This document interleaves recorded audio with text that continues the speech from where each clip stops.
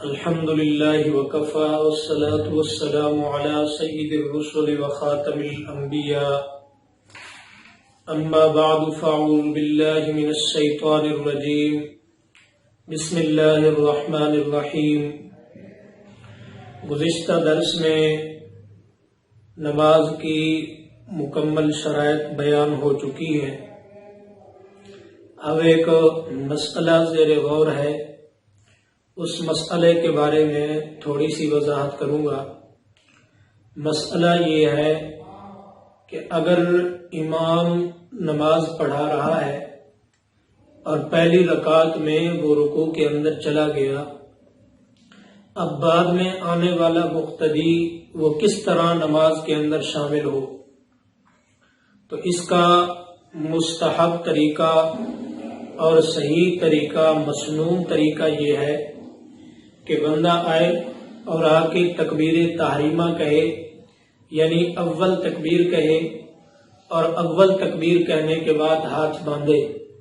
ہاتھ باندھنے کے بعد فوراً ہی وہ رکوع کی تکبیر کہے اور رکوع کے اندر چلا جائے۔ یہ مسنون طریقہ ہے۔ اور اگر بغیر پہلی تکبیر کہے وہ رکوع کے اندر جاتا ہے، یعنی تکبیر تحریمہ نہیں کہتا، بغیر تکبیر تحریمہ کے رکوع میں جاتا ہے، تو پھر اس کی نماز ٹھیک نہیں ہوگی، نماز کو لوٹانا اس پر لازم ہو جائے گا۔ یہ تھا رکوع میں شامل ہونے کے بارے میں۔ اب اگلا مسئلہ ہے نجاست کے بارے میں، کہ نجاست دو طرح کی ہے، ایک ہے نجاست غلیظہ اور ایک ہے نجاست خفیفہ۔ نجاست غلیظہ یا نجاست خفیفہ، اس کا حکم کیا ہے؟ حکم کے بارے میں تھوڑی سی وضاحت کروں گا۔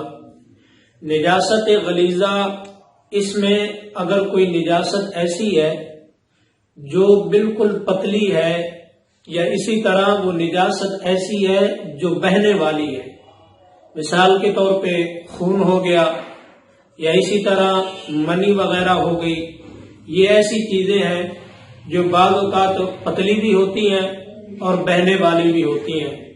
تو اب اس کا حکم کیا ہوگا؟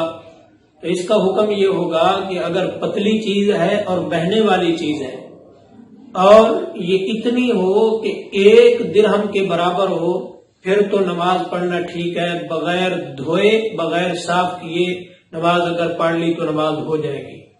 اب مسئلہ یہ ہے کہ 1 درہم کی مقدار کتنی ہو، تو علماء نے لکھا ہے کہ یہ جو ہتھیلی کا درمیانی حصہ ہے، اس درمیانی حصے پر جتنا پانی آتا ہے، اس پانی کی مقدار وہ نجاست ہے۔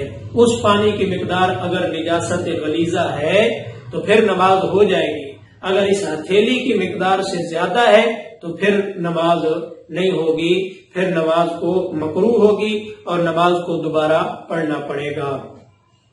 نجاست خفیفہ کیا ہے؟ نجاست خفیفہ کا حکم یہ ہے کہ نجاست خفیفہ اگر بدن یا کپڑے پر لگ جائے، اگر کسی بدن کے حصے پہ لگ جائے یا کپڑے کے حصے پہ لگ جائے، تو اب اس کے اندر ایک صورت ذہن میں رکھیں، اس کپڑے کے یا جسم کے 4 حصے کیے جائیں، اس کپڑے کے یا جسم کے 4 حصے کیے جائیں، چوتھائی حصہ اگر نجاست بنتی ہے تو پھر نماز نہیں ہوگی۔